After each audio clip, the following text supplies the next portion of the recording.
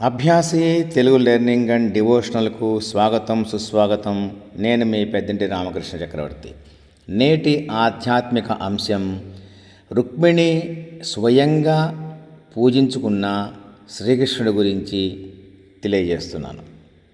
ఒకసారి శ్రీకృష్ణుడు రుక్మిణిని తీసుకొని యశోద వద్దకు వెళ్ళాడు. మాటల సందర్భంలో యశోద శ్రీకృష్ణుడు బాల్యంలో చేసిన అల్లరి పనులు రుక్మిణికి చెబుతూ ఉంది. అవన్నీ విన్న తర్వాత రుక్మిణికి బాల్యంలో అల్లరి చేసేటప్పుడు శ్రీకృష్ణుడు ఎలా ఉన్నాడో చూడాలనిపించి విశ్వకర్మను పిలిపించింది. ఆయన్ను యశోదతోనే ఆ విషయాలన్నీ చెప్పించింది. కృష్ణుడి బాల్యపు అల్లరి రూపం నాకు కావాలని, అలాంటి విగ్రహం ఒకటి తయారు చేసివ్వమని విశ్వకర్మను కోరింది. ఒక చేతిలో కవం, మరొక చేతిలో తాడుతో అల్లరి కళ్ళతో ఉన్న చిన్ని కృష్ణుడి విగ్రహాన్ని చేసిస్తాడు విశ్వకర్మ. దాన్ని ఎంతో అపురూపంగా చూసుకుంటూ ముచ్చటపడుతూ పూజించుకునేది రుక్మిణి. కర్ణాటకలోని ఉడిపిలో మనం చూస్తున్నది రుక్మిణి స్వయంగా పూజ చేసుకున్న ఆ కృష్ణుడి విగ్రహాన్ని. అయితే యుగాంతంలో రుక్మిణి ఆ విగ్రహాన్ని ద్వారకలో ఒక రహస్య ప్రదేశంలో దాచింది. ఆ కృష్ణుడి విగ్రహాన్ని దాచిన ప్రదేశంలో ఉన్న మట్టినే గోపీచందనం అని అంటారు. ఈ మట్టినే పూర్వం ఓడల్లో, నౌకల్లో సరుకులు రవాణా చేసేటప్పుడు ఆ పెట్టెలు అటు ఇటు దొరలకుండా వాటిని ముద్దలుగా చేసి ఆ పెట్టెల మధ్యలో ఉంచేవారు.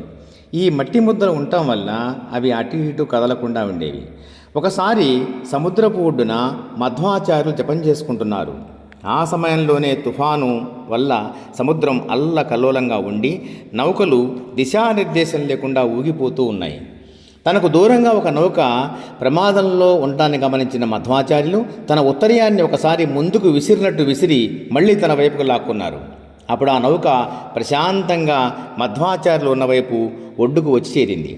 దాని యజమాని స్వామి వద్దకు వచ్చి తమ నౌకను రక్షించినందుకు మీకు ఏది కావాలన్నా ఇస్తానని వేడుకొమగా, అప్పుడు ఆయన అందులో ఉన్న గోపీచందనం ముద్దలు 2 ఇమ్మని అడిగారు.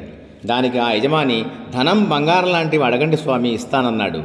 నాకు ఆ మట్టి మాత్రమే కావాలని మధ్వాచార్యులు జవాబిచ్చారు. సరేనని ఆయన ఆ మట్టి ముద్దలు ఇచ్చి కృతజ్ఞతలు చెప్పి వెళ్ళిపోయారు. ఆ మట్టి ముద్దల్లో ఒక దాంట్లో శ్రీకృష్ణుడి విగ్రహం, రెండవ దాంట్లో బలరాముడి విగ్రహం ఉన్నాయి.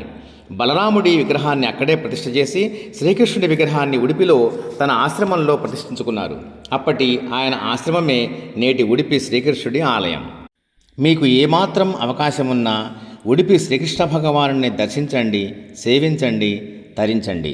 ఓం శ్రీ విఠల్ సాయినాథాయ నమః.